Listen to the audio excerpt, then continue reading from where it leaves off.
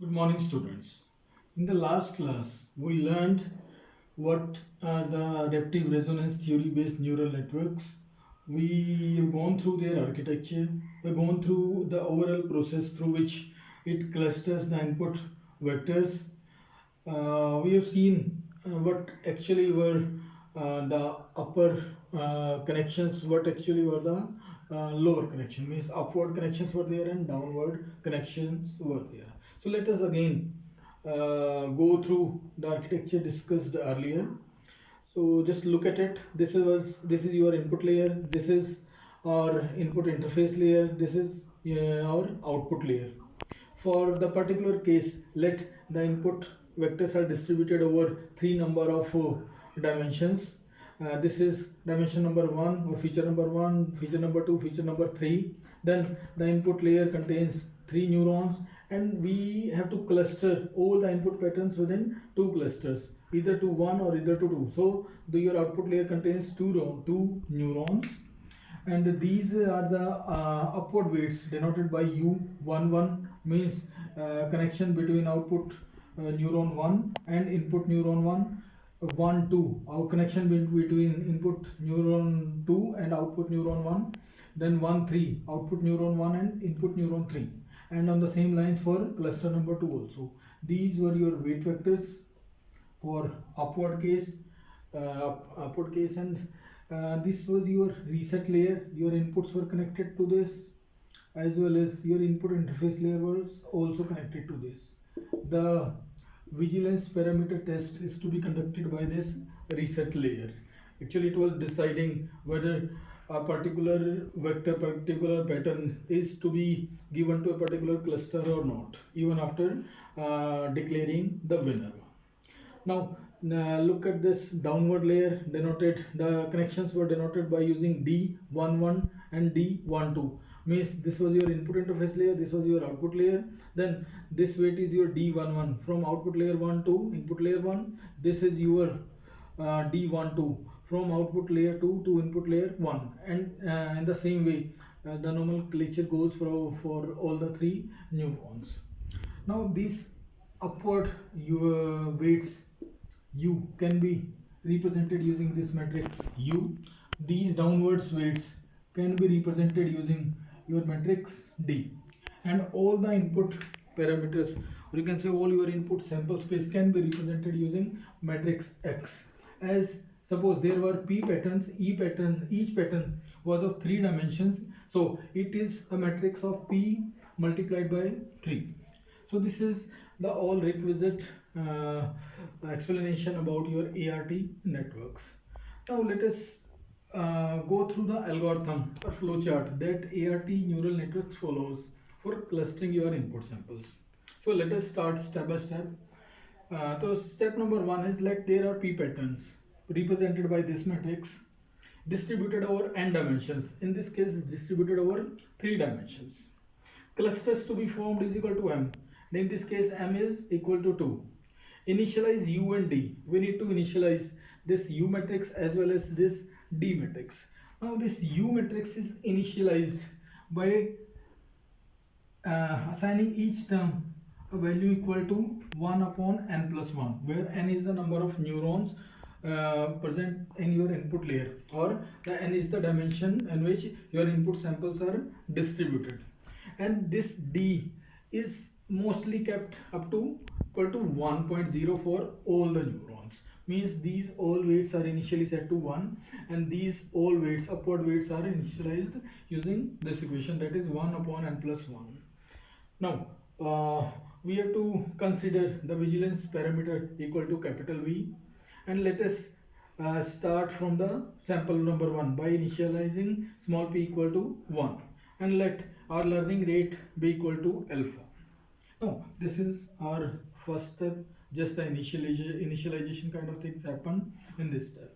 Now move to the second step. What it says is that set OJ is equal to 0, means all the output layer neurons are initialized to 0, means the pattern is not you can say going towards 1, not going towards 2. So initialize the output for each of the output cluster equal to 0, and let I1 is equal to S of Pi, where P is our first sample. We have to choose I1 is equal to first feature of our first input pattern, that is equal to I1. I2 will become second feature of our first input pattern, means 1, 2, and then we will initialize I3 to equal to S of 1, 3. So just initialize by taking your first input sample and its features are given to the input vector, that is I1, I2, I3. Three values will be given using this equation.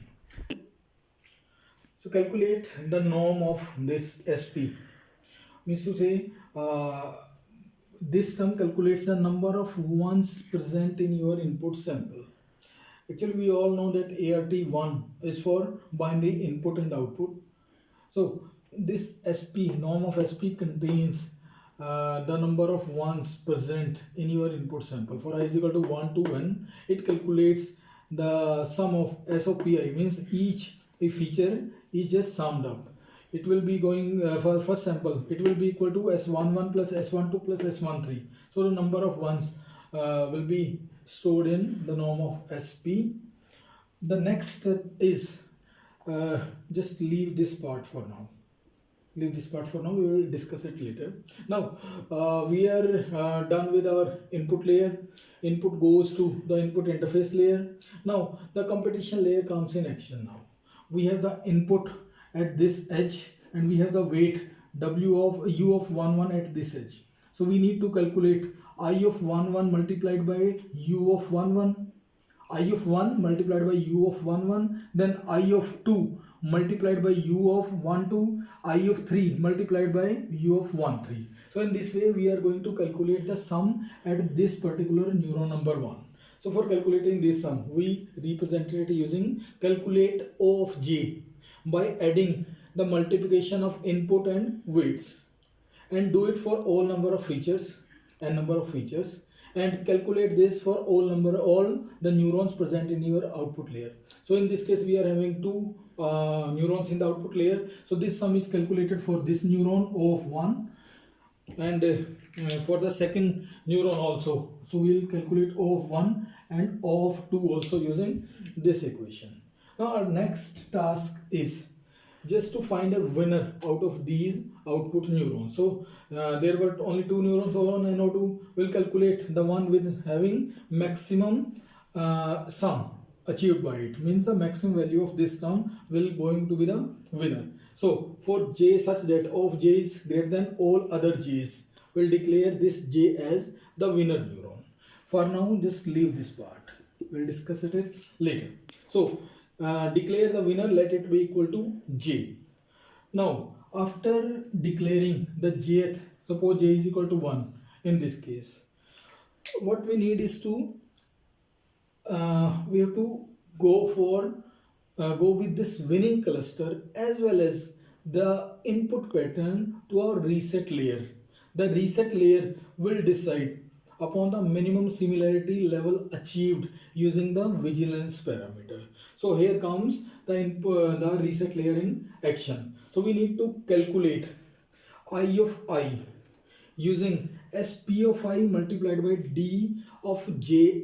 Suppose this is our winning cluster, so we need to consider the downward weights. That is, we need to consider this vector. We need to consider this downward vector. These values we need to consider. So this D11, this D of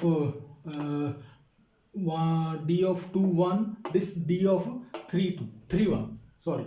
So these three values are to be considered, and as we know, here the input was I of 1, here input was I of 2, here the input was I of 3. So we are going to multiply this D11 by this I1, this D21 by this I2, this D31 by this I3. After calculating the multiplications, we are going to add them all and we'll be having the norm of I. So this is the equation for that.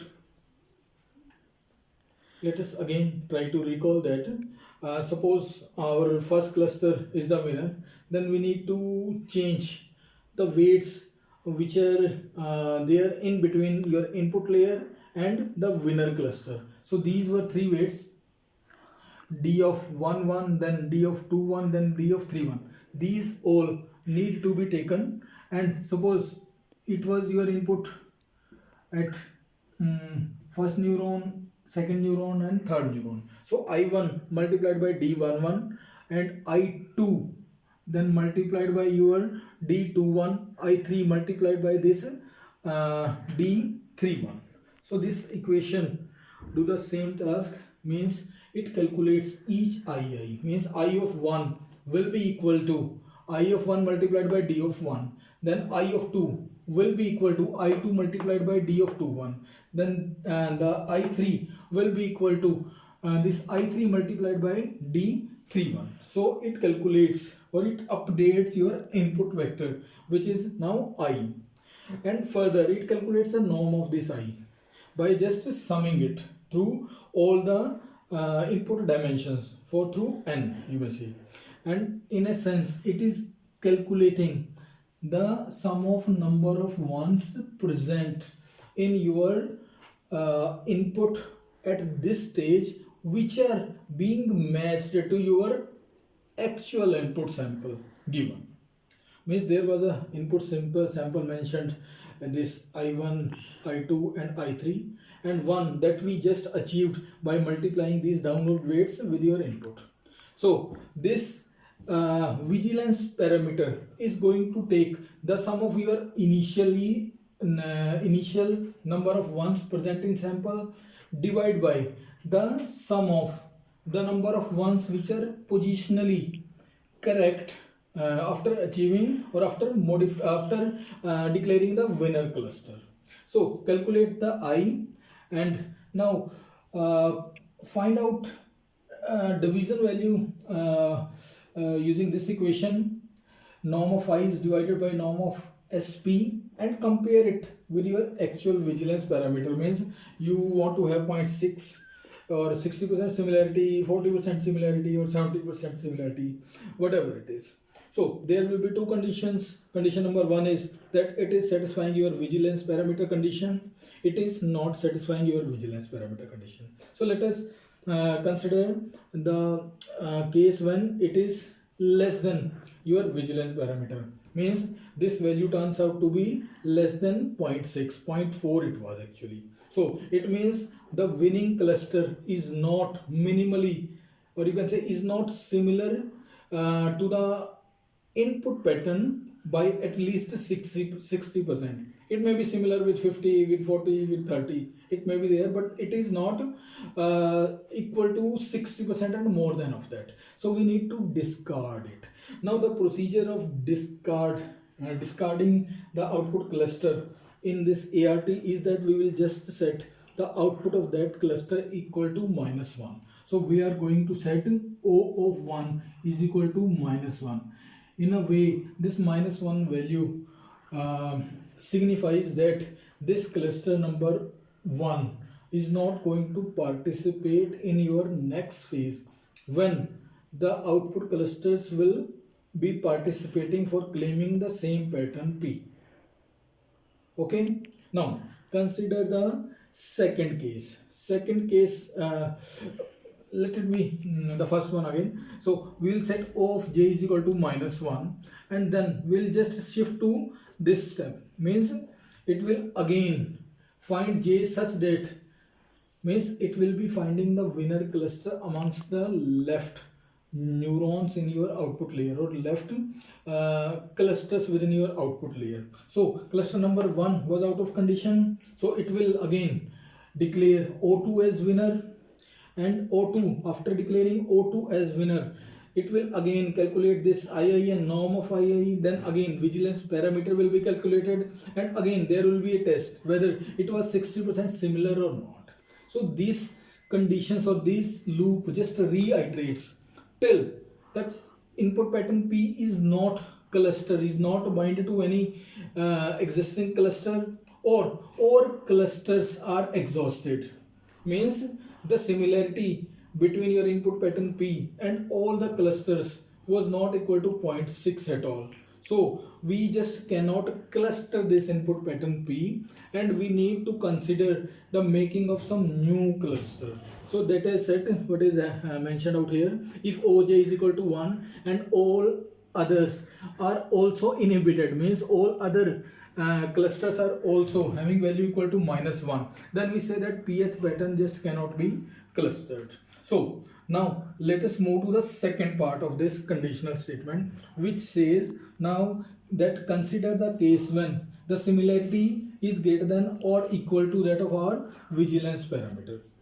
So in that case, we have just given the pattern P to the winning cluster J, and after giving it to the winning cluster, we need to enforce the learning, and we are going to enforce this learning by the weight updation. Now there were two kind of weights. One was upward mentioned by U, and one were downward mentioned by D. So we will be updating both these weights which are connected to the winning cluster. So the upward weights being connected to the winning cluster are these. So these are to be modified, and the downward weights which are connected to the winning cluster are these. So we need to update these two weight vectors. Now these two weight vectors are to be modified by this equation. U of ij will be equal to alpha plus ii. Ii we have just calculated out here. And this one was our ii, and divide by alpha, which is a constant of the learning rate, minus 1 plus norm of your I, calculated out here, this one. So using this equation, we'll be updating all these three weights 1, 2 and 3, and using this equation, we'll be updating these weights. So these weights are just being, or you can say your II calculated here is just copied to your downward weights. So we updated both the weight vectors, upward as well as our downwards. So the next step is that now compare the current input sample with the total number of sample, or you can say, are we done with all number of patterns? If yes, then we need to stop the clustering process, and we will say that our clustering is complete. Otherwise, we have to go to the next input pattern, means P plus 1. If P was 10, then we need to consider the 11th pattern, and again by picking the next pattern, we'll again go to the calculation of our number of ones in the input samples, number of ones in the 11th sample, and then we'll again find the sum at output layers. Then we will again find the winner cluster. Winner cluster will further be taken for vigilance parameter check. If it is greater, then this branch will be followed. If it is lesser, then that cluster will be just put out of the competition, and things gets repeated till we are not done with all number of input patterns. In the next class, we will just have a numerical, and we'll try to trace this algorithm for that particular numerical to cluster the things. Thank you.